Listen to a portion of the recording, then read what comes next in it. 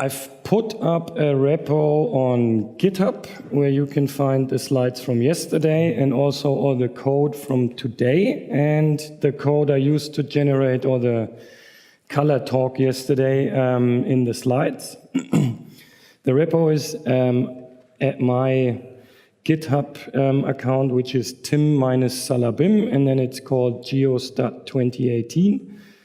And there you will find two folders. One is called slides. There's just the PDF slides of yesterday's presentation. And the other folder, code, is where you find 4 R scripts, 2 of them for today, and the other ones, color, grid, and world SST HCL, is basically for the figures that I showed you yesterday regarding the color discussion.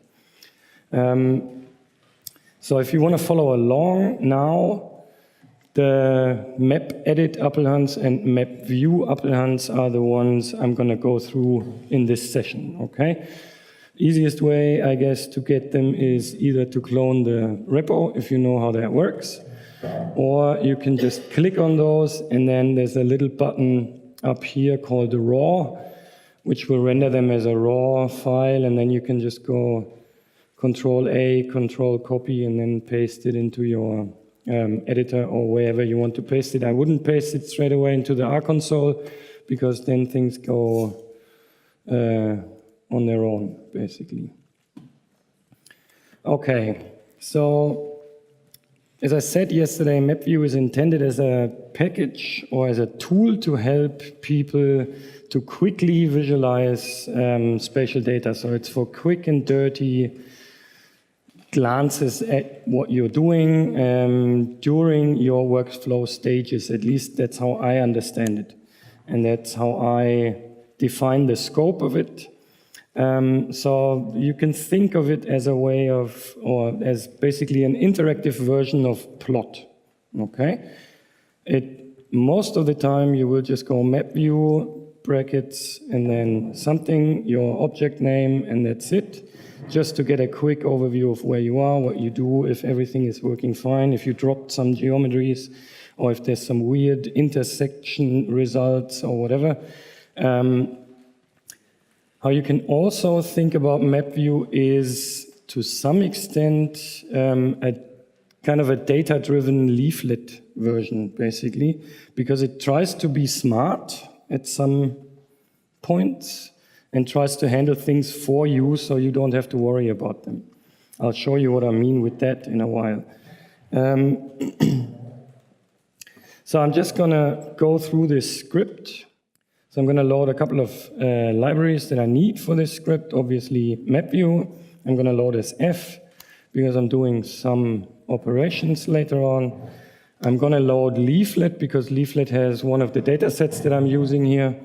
And I'm also going to load library rColorBrewer because I'm going to define some different color palettes later on. That's basically all you need. So as I said yesterday, MapView is defined for most of the common spatial classes. We can have an overview of for which it is defined by using show methods for MapView.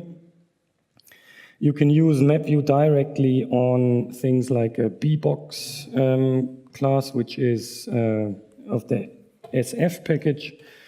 You can also use it on a data frame. You can use it on a list. I'm going to show you how that works. Missing, numeric, then all the 2 major types of the raster package. The satellite type, which is basically just a different class for raster layers.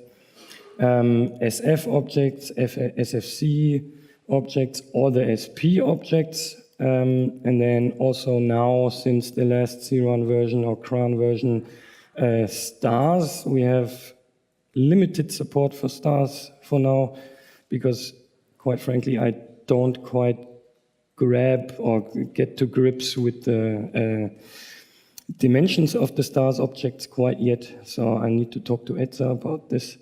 And then we also have them for the basic geometry types that Etza just showed you, XY, XYM, XYZ, and XYZM.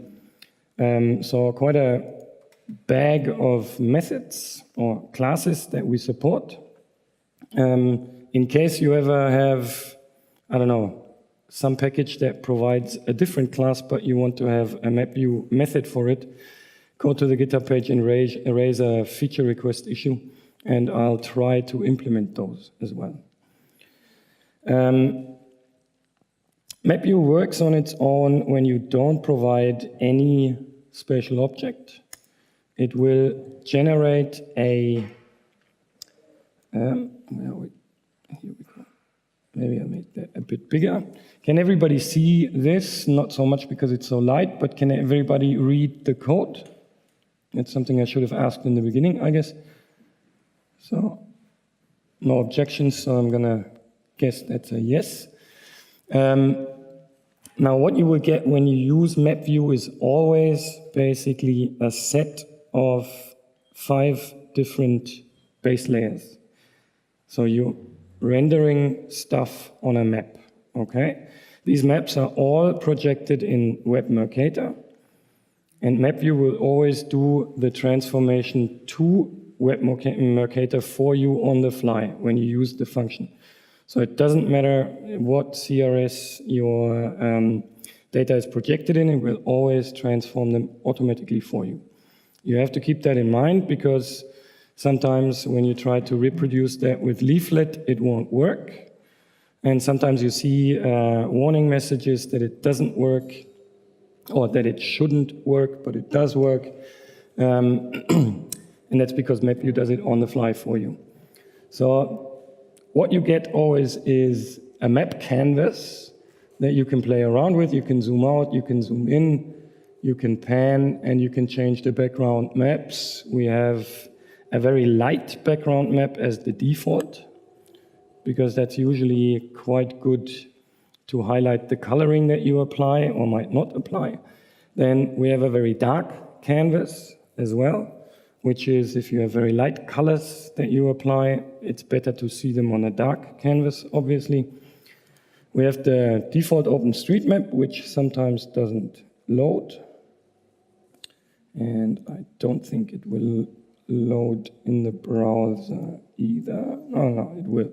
Sometimes the browser is better to use than the RStudio viewer because the JavaScript libraries are written for the browser and not for the RStudio viewer, which is another layer on top of the browser. And sometimes things just don't behave very well. And then you get satellite imagery from Esri as a layer. And finally, you get a topo map called OpenTopoMap for people who are interested in topology and how things are in the third dimension. You can't tilt or shift your view here. That is something that has just been recently added to the R universe, or actually via Tom's PlotKML package has been there for quite a while. But this has a very, very detailed topographical map in the background then, right? With all the ISO heights and, or ISO lines of height. Okay. If you provide a data set to mapview, what it does by default is render it depending on the class of the data. Is it points, polygons, lines, or is it a raster image, basically? It will usually color them in a blue color or just one color because you're only visualizing the geometries. You're not visualizing any attributes as such on the map canvas. The map attributes can be queried by clicking on the features, which then comes up with a pop-up, and you get each entry for that row in your data frame. Basically, for each column, you get one entry. Oh. Okay, don't step on the cable. You see that you get labels when you hover over them. By default, these are just the feature IDs, so basically the row index of your data frame, because internally, mapview does for vector data everything based on SF. So it's just a data frame, and we just display the row index, basically. What you also get when you provide data is a little button down here that highlights or that lights up in cyan when you hover over it. If you press it, you reset the view to your initial view of your object, or to the extent of your object that you visualize. And what you also get, I don't know if you can see that very well, is a strip up here that follows your mouse. So basically tells you what the lon and lat values of your current mouse position are, and the zoom level that you have at the moment. So at the moment we're at zoom 8, and if I zoom out, we're at zoom 6. If I zoom further in, zoom 7. So that gives you information of where your mouse is, basically. And then when you provide data, you get also can switch those layers on and off. You can have multiple layers, I'll show you in a bit. And you also get a dynamic scale bar that will adjust on the bottom here, on the bottom left, that will adjust to the zoom level. But that only refers, so this scale bar here only refers to the center of the map, okay? So when you zoom out a bit and then shift that, you will see that your scale bar changes, even though you don't zoom out, because you're increasing your latitude in the center of your viewpoint, and it's just a different scale always, okay? So it's not very accurate. On lower zoom values, it's quite accurate, the higher zoom is, basically. All right, you can assign the map view call to an object and then work with that object. So if you call that object, the same happens as if you do map view straight away. Map view uses, just for the reason that at the time I started programming it, I didn't know any better. It was the only class system I understood properly. S4 classes, or basically it's just one S4 class called mapview, which you can always see when you look at the structure. You can access the slots with the add sign. That's basically how S4 classes work, and an object of class mapview will always have two slots. One is called object and one is called map. The map is the actual map representation that you see when you print your object or your map view call. And the add object is nowadays always a simple feature column. So it's basically just the geometries, no attributes attached to it. That's the way it works internally, and we don't want to carry everything with us just to make it a bit more performant as well. So if you look at, for example, the class of the add map slot, that's just a leaflet object. So in that case, mapview is a wrapper around the leaflet package. Now, if you don't have a CRS, if there's no projection information in your data, we cannot put it on a map because we don't know how to transform it to a web Mercator projection, but we can still visualize it. So you get a still interactive, still queryable view, but without any background maps. There won't be any background maps to toggle. The rest of it is pretty much the same, apart from the scale bar that you don't get, because there is no scale to work with, really. And your lon and lat values up here will then represent whatever the x and y values of your mouse are in that arbitrary feature space or CRS. The same is true if you do transform your data. So what I do here is I transform the breweries data set to an EPSG code 3035, which is some Lambert equal area for Europe projection. If I call that with mapview, just plainly, it will automatically transform it to Web Mercator and place it where it belongs on the map.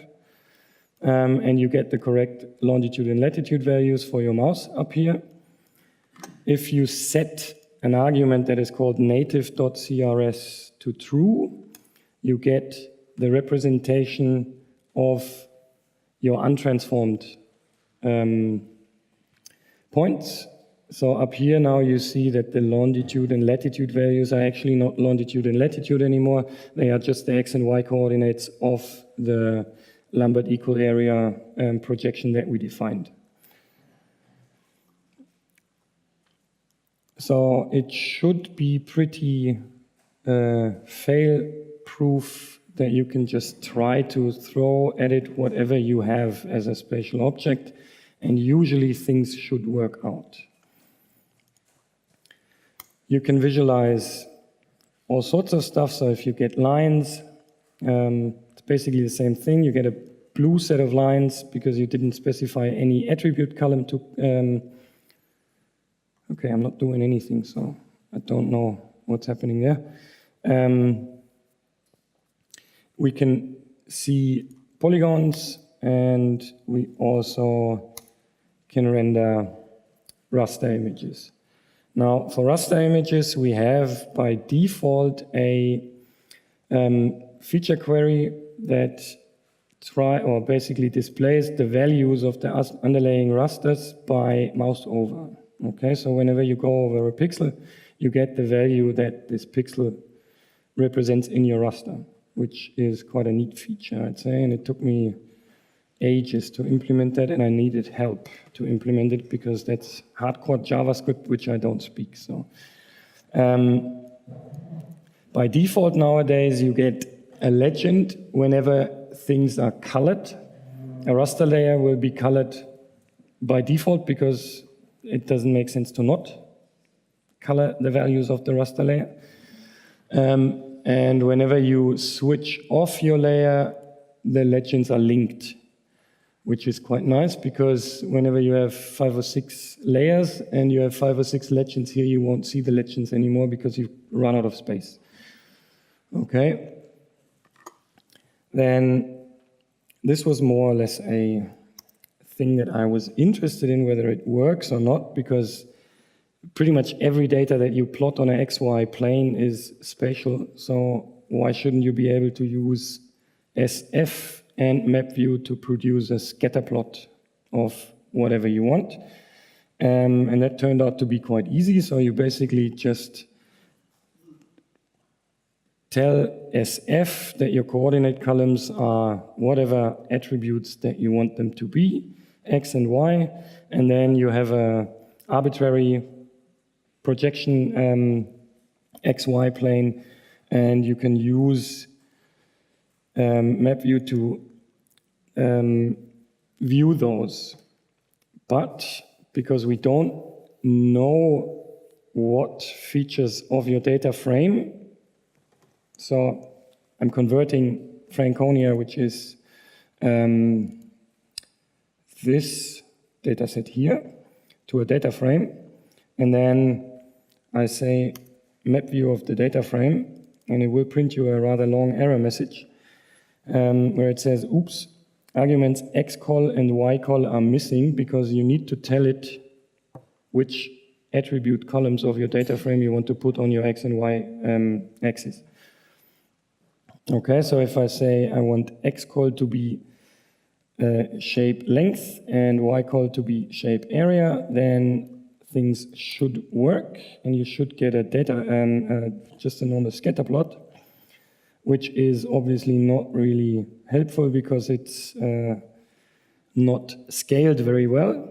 And then we have a little argument that is called asp for setting the aspect of y over x. So we increase that aspect tenfold, and then we get a view of our data, just a scatter plot. and the rest stays the same, okay? You will get the pop-up query for all the features of the point that are in the data frame and everything. Pretty much just out of interest if it works, and it worked out to be quite easy, so I thought, why not include it as a method? Not very helpful in most spatial cases. We can set styling. Now, when it comes to styling, I told you yesterday that color refers to lines and col.regions refers to areas, so fill colors. So if I say I want my colors white and my col.regions red, then this is what I get.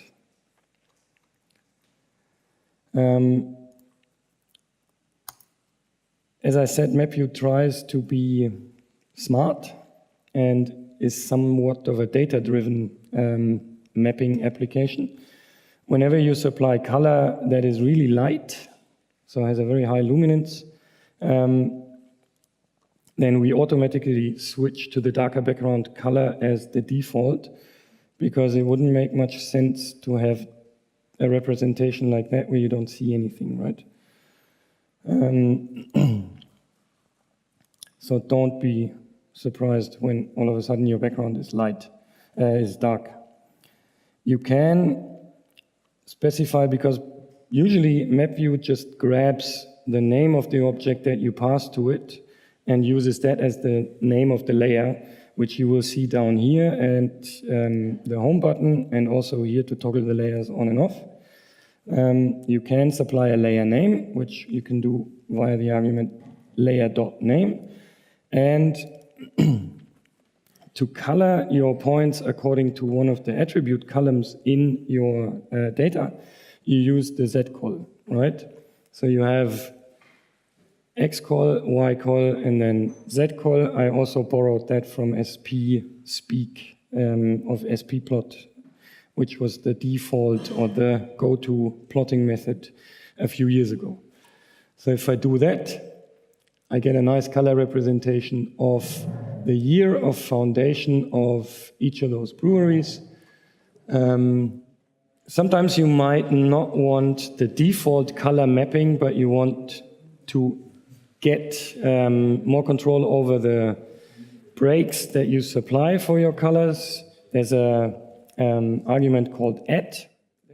Okay, so add lets you set specific breaks for the coloring of your data. So if I say I want everything that is between 1300 and 2200, or everything that is between 1300 and 1500 and 1500 and 1700 to be the same color, I can use those breaks, set those breaks, and then mapview will color that according to the year of the foundation, okay? You also, by default, get the labels when you hover over your features that are supplied via the zcol. You can change those with the label argument, but I'm not going to go into details here. Other than that, then I'm showing you when you don't want the labels, you just supply label is null. You don't want the legend, you can say legend is false. In this case, we use the district column, which is just these 3 districts in Franconia. And we also set the highlighting to null, which means whenever you hover over your features, you don't get feature highlighting, which is usually on by default.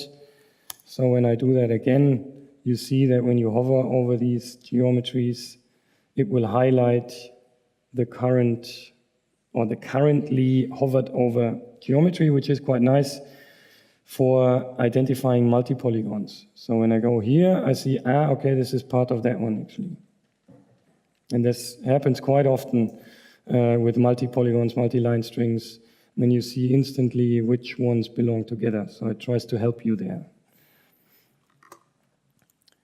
We can change the colors. So as I said, by default, we have colors vertices, and for raster, a palette called Inferno.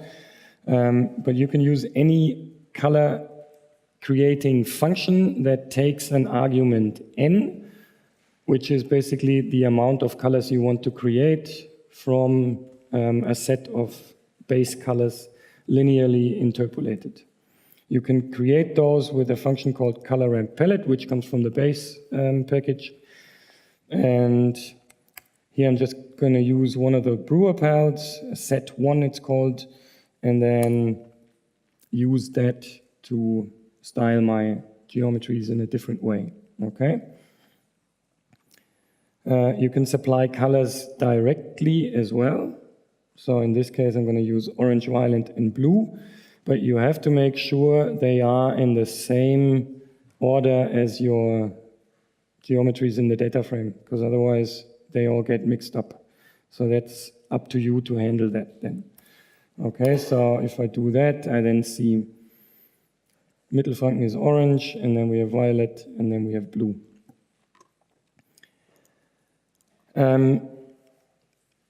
MapView is quite nice and useful, I think, because it has a very quick and easy way to add layers to maps. So you can just use the plus sign to add a layer to either existing map or a map that you just created. So if I go MapView Breweries plus Franconia, you will get both layers instantly. You can switch on and off both layers. And you get a home button for both of those. In this case, it doesn't really make that much sense because they're pretty much in the same area, but sometimes they're not in the same area, then you can switch around and zoom around quite quickly. And you get another one down here, which is called Zoom Full, where you zoom to the whole extent of all the layers that are in your map at the moment. MapView will take care of the layer ordering as such that it will always plot polygons underneath lines, underneath points. Because it doesn't make sense to have, or it rarely makes sense to have polygons above points, because then you cannot access the attribute features of the point anymore by clicking on it. And this way you can still click on the point because it lies above the polygon. Okay, and rasters are at the very bottom of the viewing stack. Was that a question? No. Okay. You can also, so you can use the plus sign to just pass it a spatial object, or you can add two MapView maps together as well. If you want to style things differently, you can go MapView Breweries with a red fill and then say, I want the Franconia one as a MapView object with the gray fill, and then add the trails on top of that. Okay, so that is quite flexible. You can do that, and then you get Franconia with a gray fill, the red points for the breweries, and just the normal blue representation of the trails. As you see, you get a zoom button for all three of them, and you can again visualize those however you want.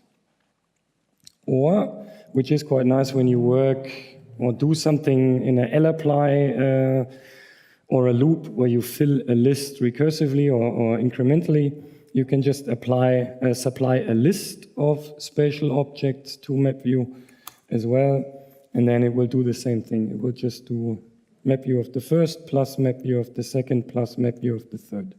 So that's all taken care of for you.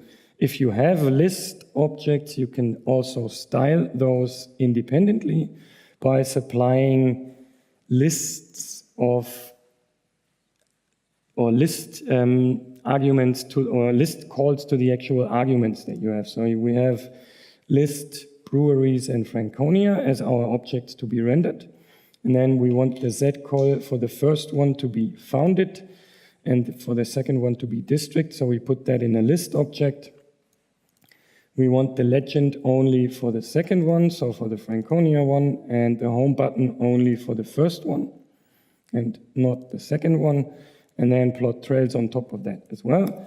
And then that works as well, and you get the legend only for the second one, the home button only for the breweries one, not the legend one, and the trails are just put on top of everything. Okay, so that in that way it's quite flexible. I'm not sure how useful it is, or in that case, in the sense that you might not use this too often, but I found myself having, I don't know, doing some lapply job to create different spatial objects, and I didn't want to go mapview plus list at this index 1, list index 2, list index 3, but just supply the list and see what comes out of it, so that way it's quite nice. There's another argument that I showed yesterday, which I think is quite nice or helpful, that is called burst. If you set that to true, you will basically create one layer for each column in your data frame that you supply. So for Franconia, we then get 5 layers or 6 layers, one for each of those columns in the data frame.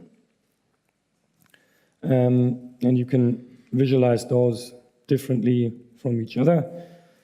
Obviously, it doesn't really make sense to have these 5 home buttons there, but I've been too lazy so far to actually program a workaround for that or take care of that. Because basically what mapview internally does is just split it into the columns and then just add them together and visualize them.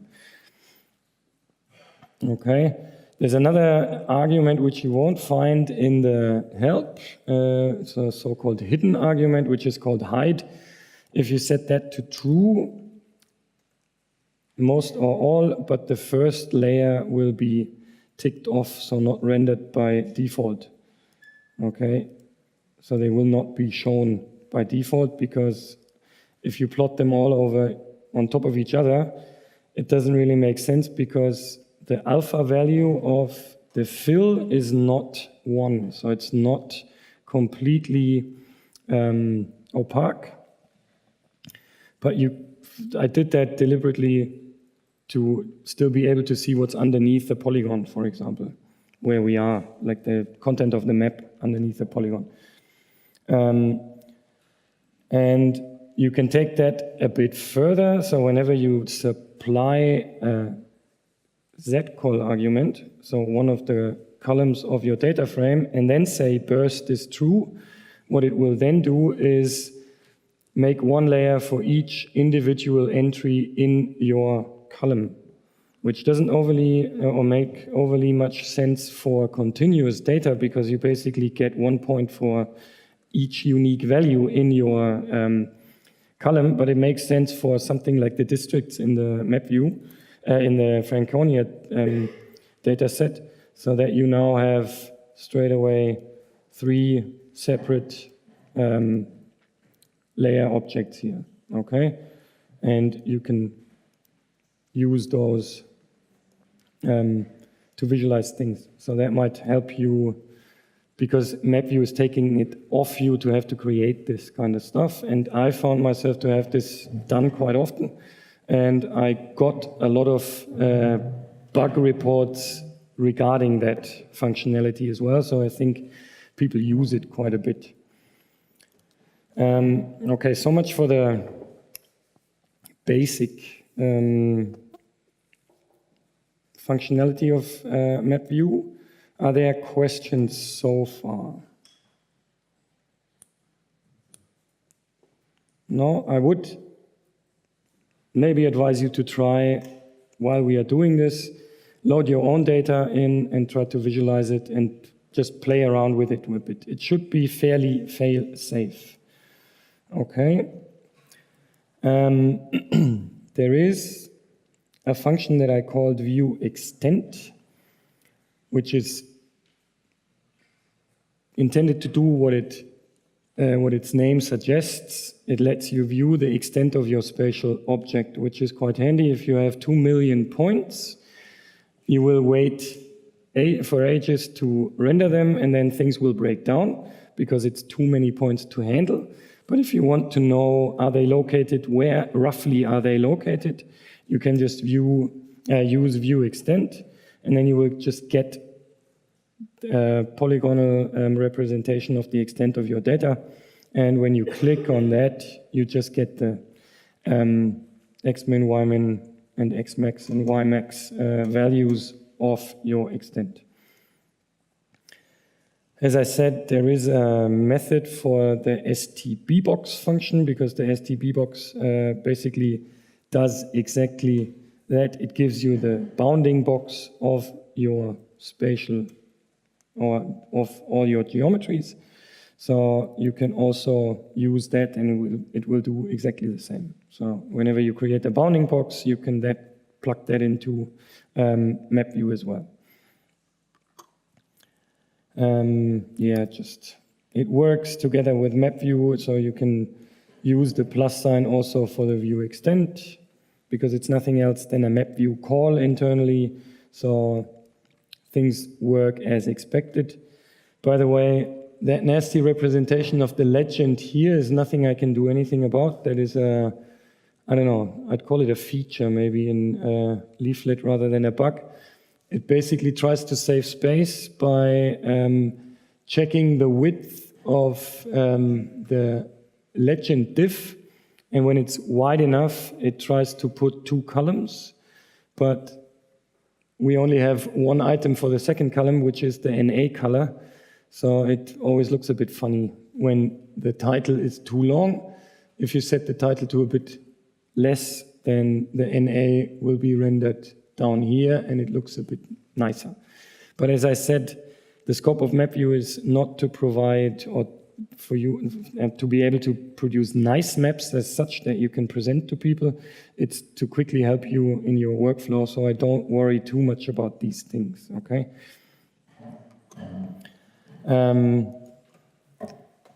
Just another example that also works for rasters, so you can also get the extent of a raster image, because rasters can get fairly large fairly quickly, and then take a long time to render. So if you just want to know, is it, I don't know, am I loading the right raster because I have 20,000 rasters and I don't know if I'm loading the right tile, you can just use the view extend to see whether that is actually the tile of raster I want to work with, for example. Mapview also has an argument called map.types. So all the arguments are either written as one word or separated by dots. That is also, I think, rather old school, but then I've been using R for quite a while now. So I guess I consider myself still old school. But with the map.types argument, you can specify which background maps you want to see.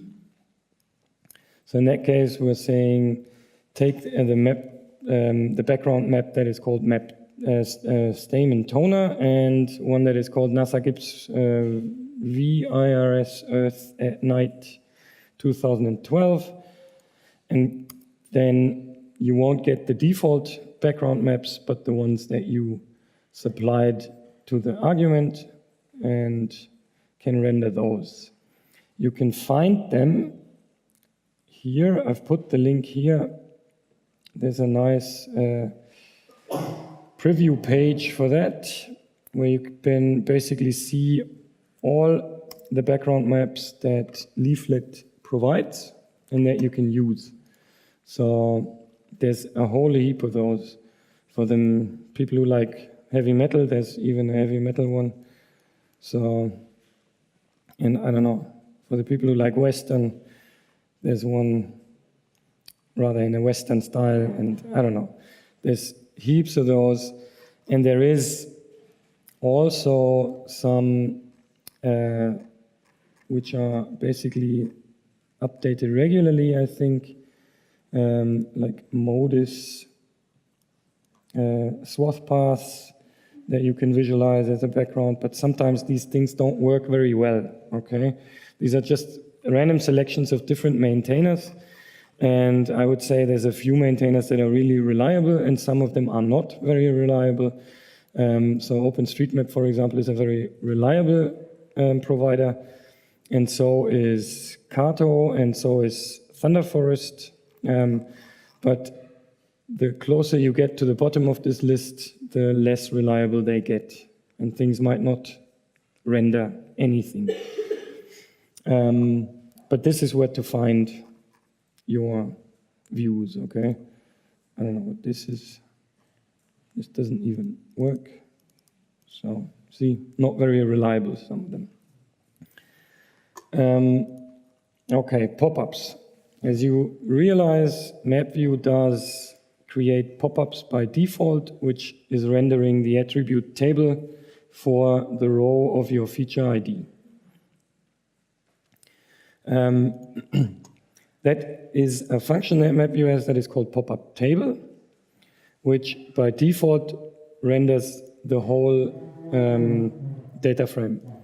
You can use a so-called zcall argument in the pop-up table function as well, where you can subset your data frame to specify which columns should be rendered in the pop-up, which may help sometimes when you prepare a map that is really heavy, so lots of features, because that takes load off the browser to render things, okay?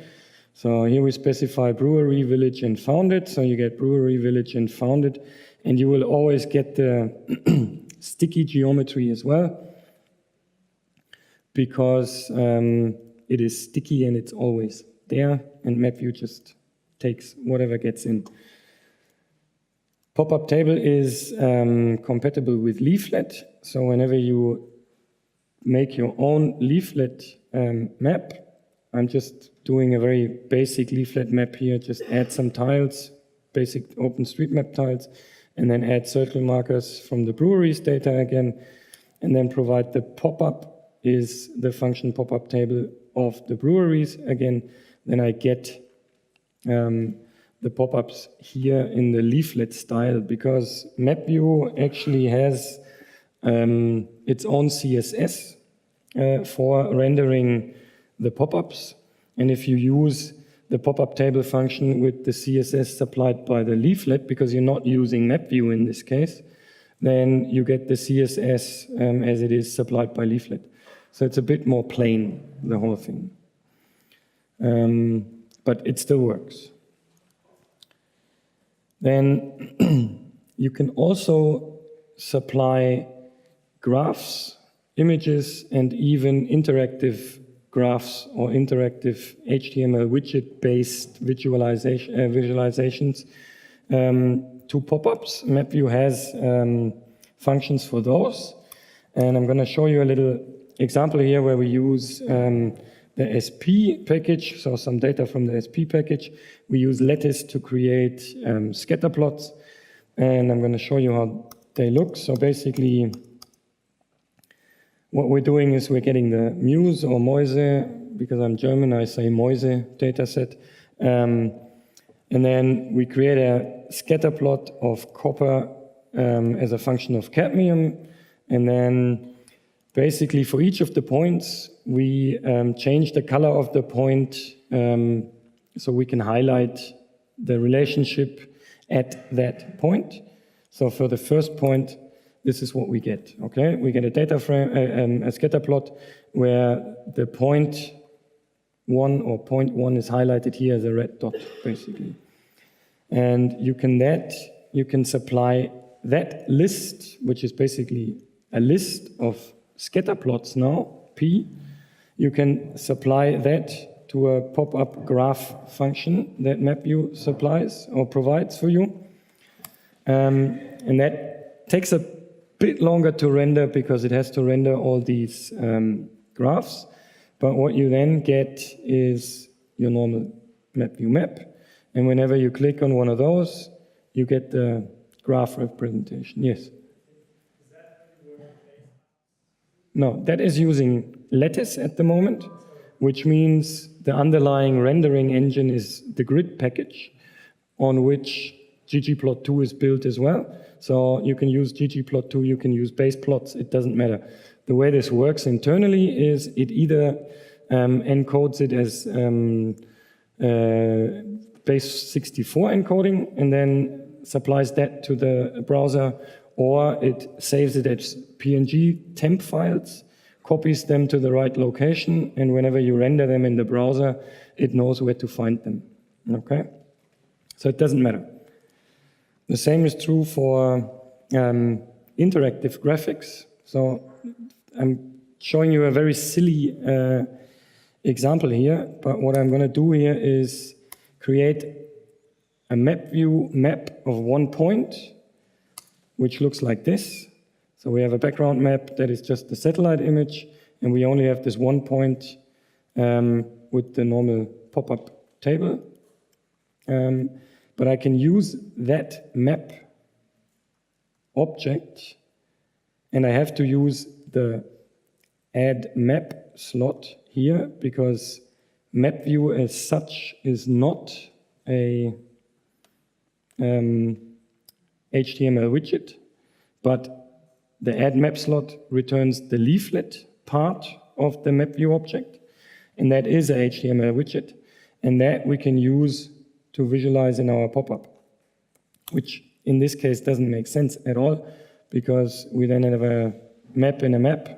Okay, you can do some nice recursive things if you want to, but it doesn't really make sense. But as you know, or as you might know, there's quite a lot of interactive graphics packages in R these days, and that way you can supply those to your pop-ups of your maps if you want to. Images work as well. Oh, one note that I put here in capitals is that you really need to be careful there, because you're basically doubling the load on the browser by supplying HTML widget to an HTML, or as part of an HTML widget, and that gets heavy for the browser very quickly. So I wouldn't do that for many points or many features. You can also show images, which is quite nice. So I'm going to use an example here of the famous volcano data set that comes with base R, which is basically an elevation model or an elevation matrix of the Mount Eden volcano, I think, or maybe not Mount Eden. Auckland in New Zealand, that's where we are here, is there's a few volcanoes scattered around the city, and the volcano data set is basically elevation matrix of this particular one. And what I'm doing here is just get a photo of the view of from that volcano down to downtown Auckland, which is, again, a silly example, but I thought highlights the point quite well, that you can supply photos in your pop-ups as well. And that works with photos from the web, which I did here. So it just it doesn't even download, it just embeds this web link in the pop-up and then just shows that.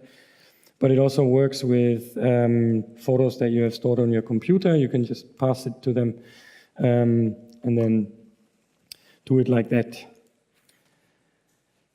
MapView has a functionality that is called sync.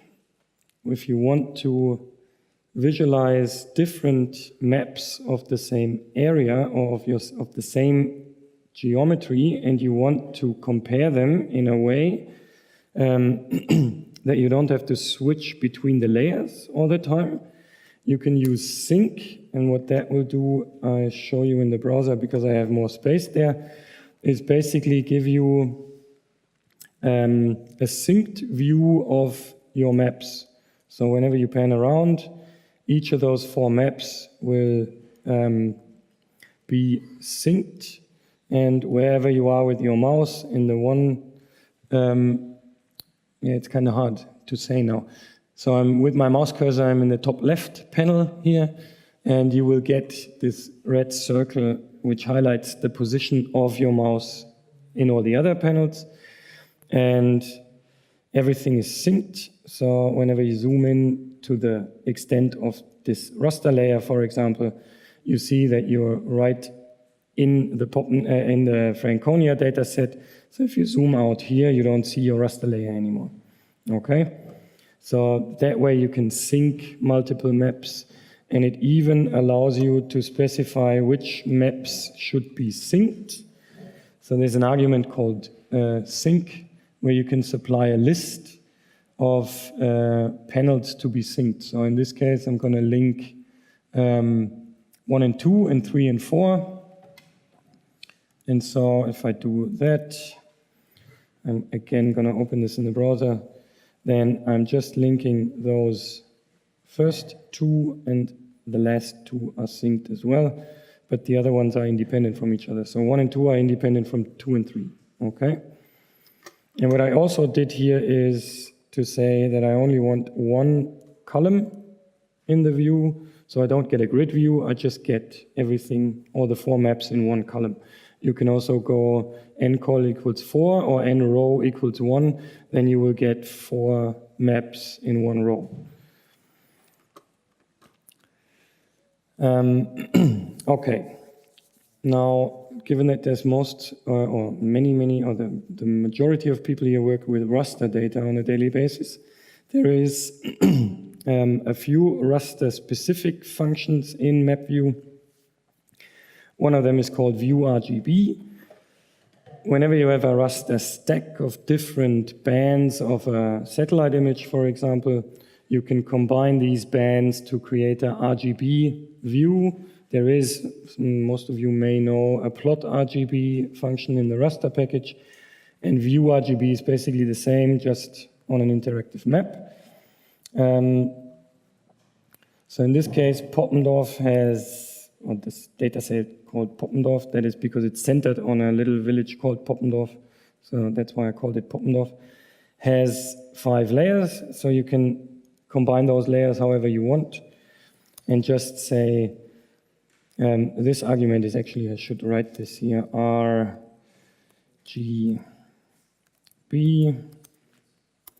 and when you do this, you get the true color representation of your 3 layers. If you do the same with a different combination of channels, you obviously get a false color representation of those. In this case, to highlight vegetation, that's just because you map the infrared channel to the red channel, and that then highlights vegetation usually. An old trick in the remote sensing toolbox. You can also supply quantiles to that view, which basically means it will stretch everything between the values of the quantiles, in this case 0.25 and 0.75, so that way you can stretch whatever you want to visualize in your RGB representation. Everything below it will be black and everything above it will be white. Then, because as I said, rasters become quite large quite quickly, and leaflet in general is not intended to, or not programmed, or not wasn't created to handle huge amounts of data very well. It has been improved quite a bit, but it doesn't really handle large or very large rasters.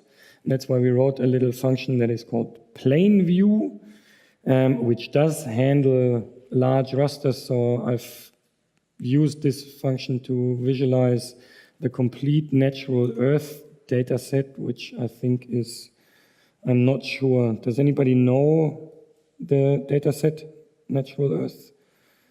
It has something like, I don't know, 20,000 by 10,000 pixels or something. It's quite huge, and you can visualize it with this plane view function.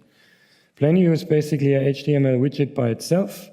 It does not create or does not use any leaflet functionality. That's why you don't get things like layer control or anything. It's just a plain representation.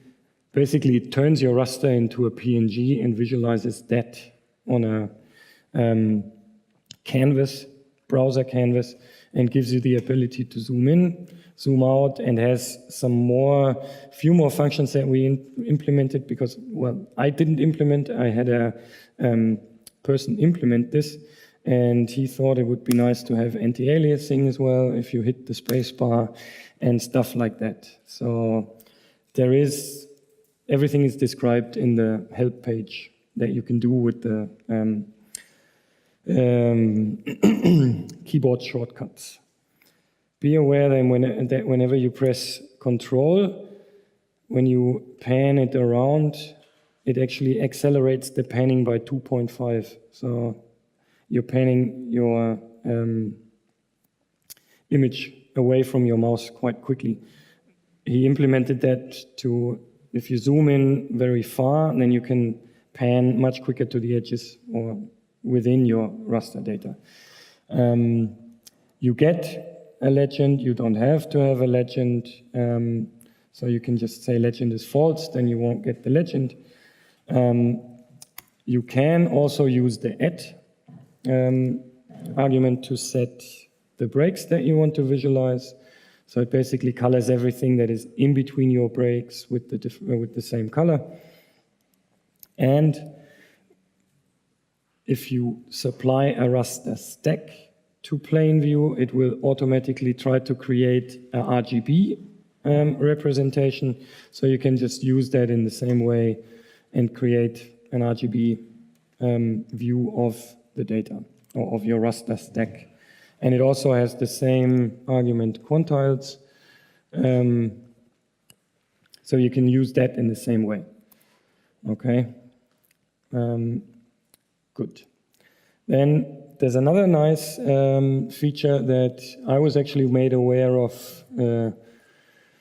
at the GeoStat in Lancaster, I think 3 or 4 years ago, where Markus Netela showed us a function or a rendering function in GrassGIS that they call mapswipe, if I'm not mistaken. So we integrated a similar thing here, which is called, in this case, slide view, because I didn't like the name mapswipe that well.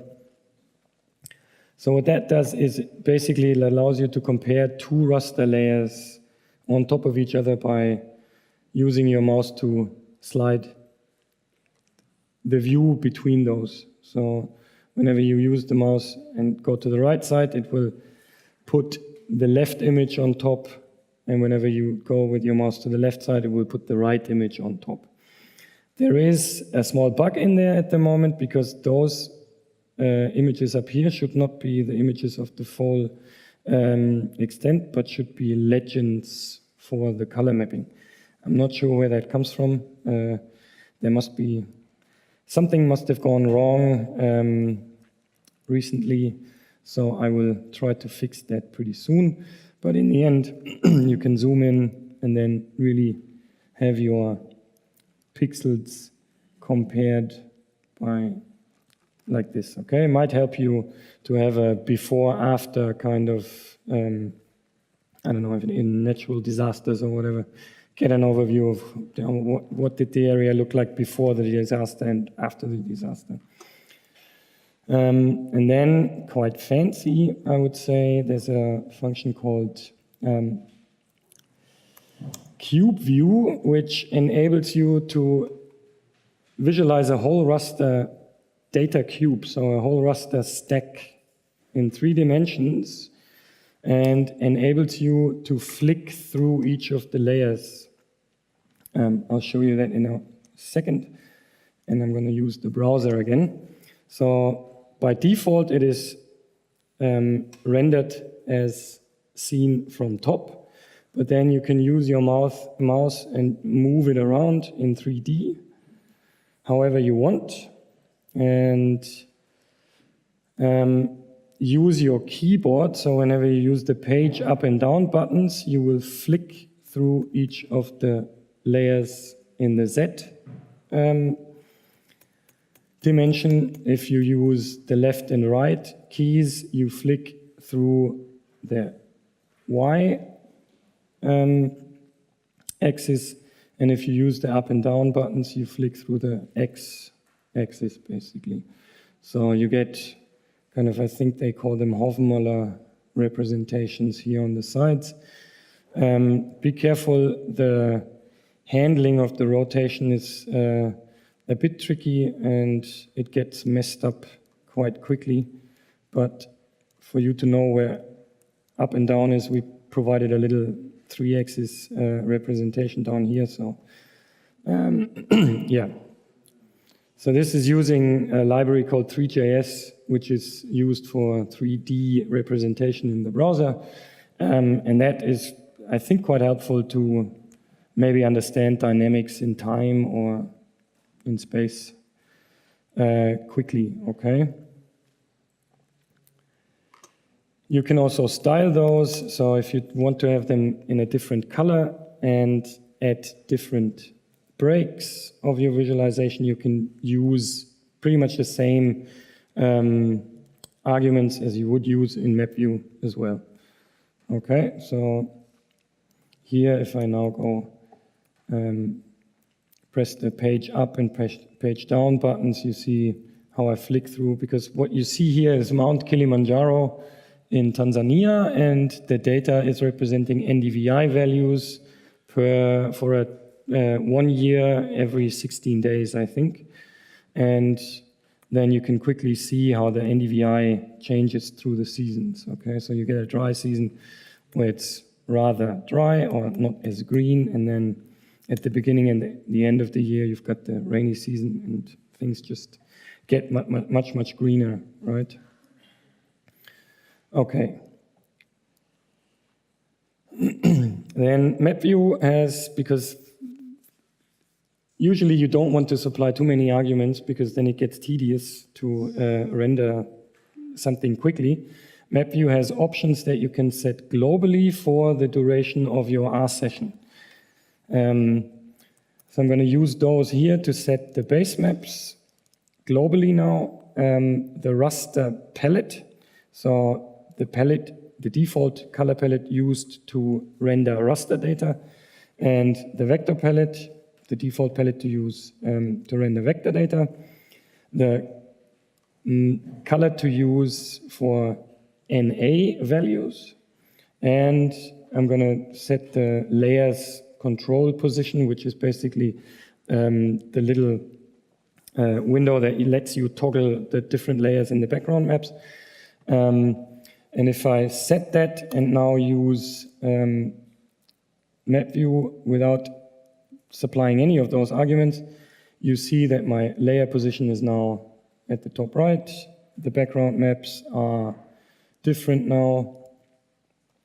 NA is colored in magenta, and the same is true for raster data. Raster data is now by default gray, and NA values are rendered in magenta, okay? So that way you can maybe set your R profile file whenever it loads or whenever you start R, you can have a very individualized set of default values that suits your needs, for example. There is a function called, or an argument called default. If you set that to true, so if you call mapview options again and then set default equals true, then you're back to the default values and back to square one, okay? So everything is reverted to the factory defaults, basically. All right, I'm gonna skip the leaflet integration because I'm running out of time, I see. And I'm going to switch over to mapedit. So the rest of, oh no, I'm going to show you one more thing, which is a function that is quite handy actually, which is called mapshot, which is a combination of save widget and webshot to save your maps that you create to either a HTML file or a PNG or both. Okay, so whenever you create a map object like this, so mapview Franconia plus breweries, you can then use mapshot to create an HTML version of this, and it will write it to the disk, and you can also use it to render a PNG. You just specify the URL or the file or both, and then in my desktop, I think, oh yeah, because there is a little bug in there at the moment, so that whenever you supply the same name to the PNG as the HTML, it will automatically delete the HTML again, which I need to fix soon. But then you get the map that you just produced in your R session as a standalone HTML that you can then send to your colleagues or whatever and say, hey, have a look.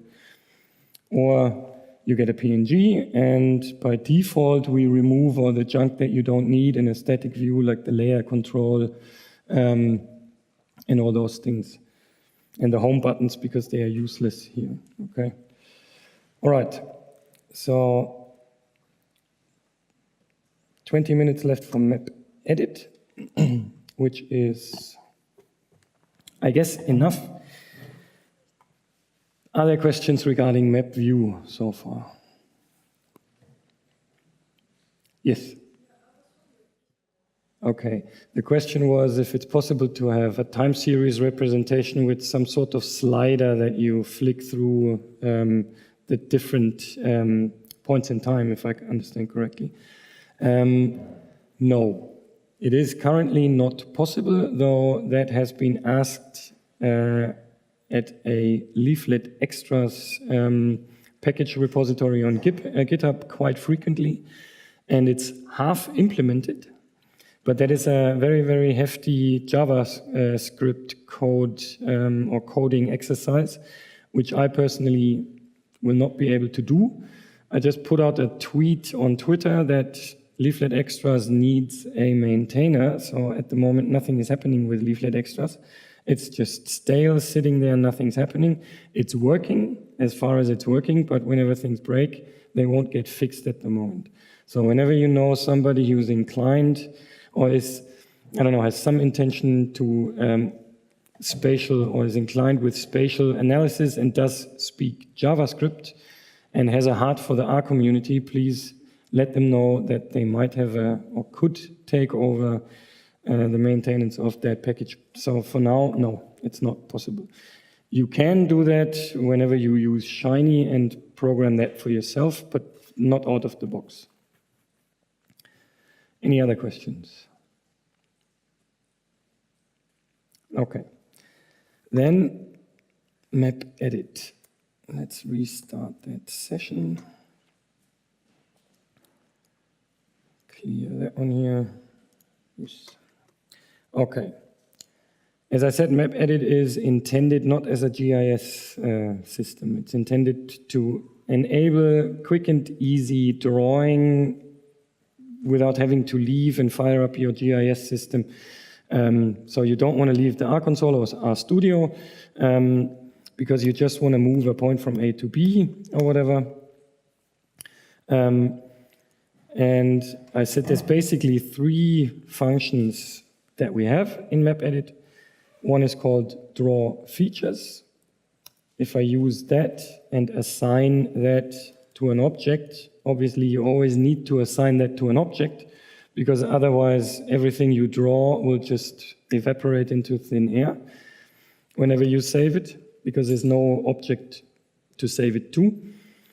Then you get basically a plain map view background, but this time you get little buttons here with drawing feature options. So, I don't know, let's go in here and maybe, I don't know, draw a rough outline around the Prague area based on the map background. Just a rough one. Okay, so this is what we've done. No, damn it. Yes, finish. Cancel. There we go. So that's our object that we have just drawn. If you now press done, you will have this object in your workspace as a simple feature polygon geometry, or it's a simple feature object actually, which gives you the X leaflet ID, which is basically the ID that leaflet supplies us, or leaflet draw supplies us with, just a random ID so that you make sure everything you've drawn is has a unique ID. And then you can obviously use mapview to visualize that, so that's the thing we've just drawn. So it's pretty quick and easy, and you don't have to fire up QGIS and, I don't know, install the plugin that lets you render the background maps. because you can quickly do it here, right? But you wouldn't want to use this tool to digitize a whole, I don't know, topographic map or something. There's much better tools for that, right?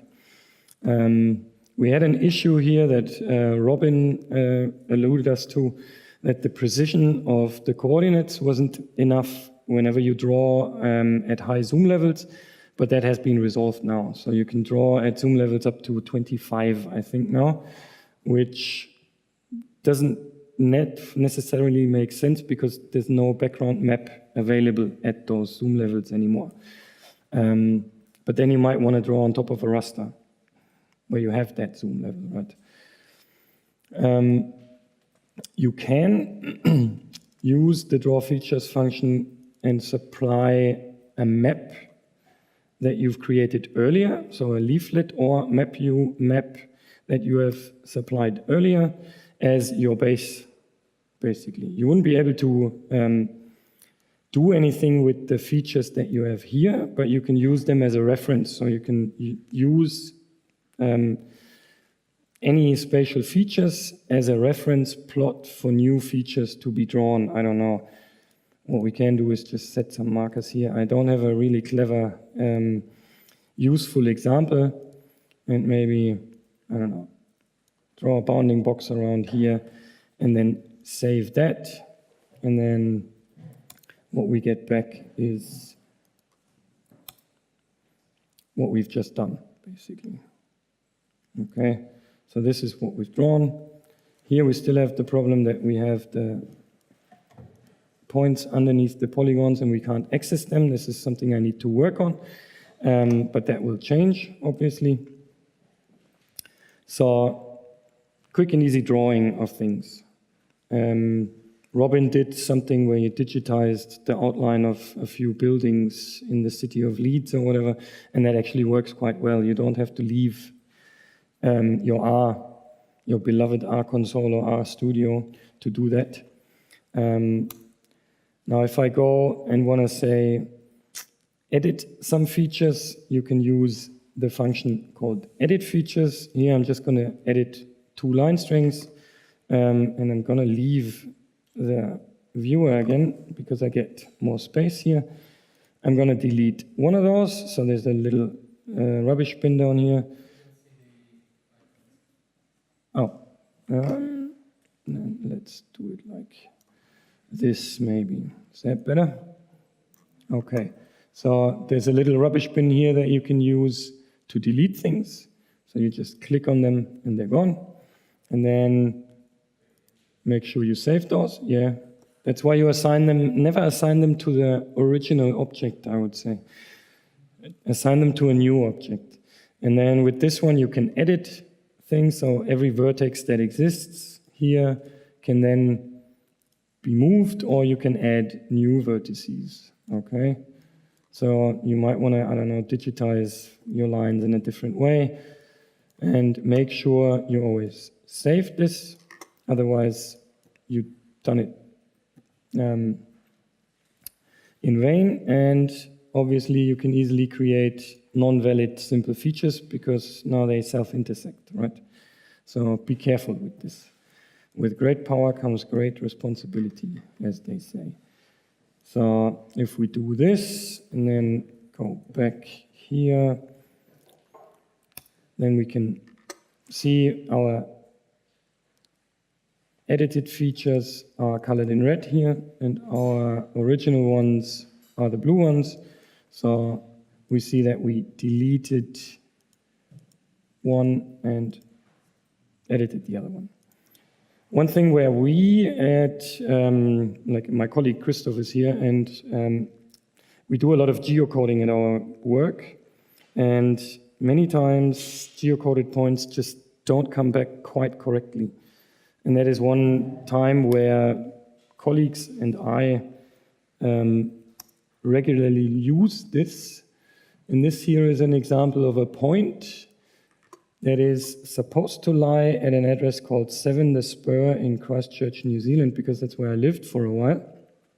And I was fairly sure that that wouldn't work because there's no road to the place. And usually things go haywire when there's no infrastructure near the place. So the place is actually located somewhere here. So in that case, I can just say, I'm going to take home in the next step, because all of these work with the pipe workflow as well. This is getting on my nerves. Edit the features and then visualize them using mapview. So the pipe will stop or halt here for a moment, and then I can just say, edit that feature, move it to its correct place. I'm not quite sure where it is, but I know where the house is. So see, those two houses don't exist anymore because they were, now I can't find my point anymore, there it is. So it's this house basically. Okay, those two houses don't exist anymore because of the bad earthquakes that happened a few years ago. Anyway, save the edit, done, and then go back to the console, and that's our new location rendered with mapview. Okay, you always see that you use the pipe workflow whenever mapview renders your layers as dots, because that's what the object is called that is being forwarded through the pipe. It's just called dot, and that's what mapview picks up as the layer. Okay, and then finally there's a last function that allows you to select features interactively, which basically just means that you click on a few features and that way make a selection, save them, and then select, view those. The ones here in magenta are the ones that we just selected, so they also come back as a SF object that you can work with, okay? So just quick and easy stuff, and that select features turns out to be the most valuable function, I think, because there's already a few packages that use that.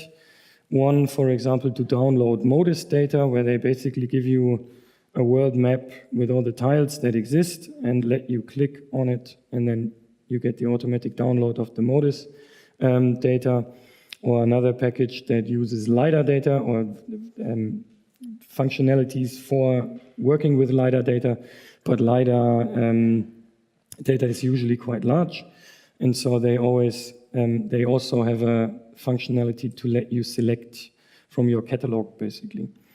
And it's sometimes much quicker to just visually select things rather than looking up what's the swath and the path number of the tile that I want of my satellite imagery. And so that seems to be quite a handy function also for other people. Sorry? Yeah, for the raster package has, using baseplot, has some interactive options like that as well, yes. Yes. There's one more thing. There's a select features has a mode argument, which you can set to draw.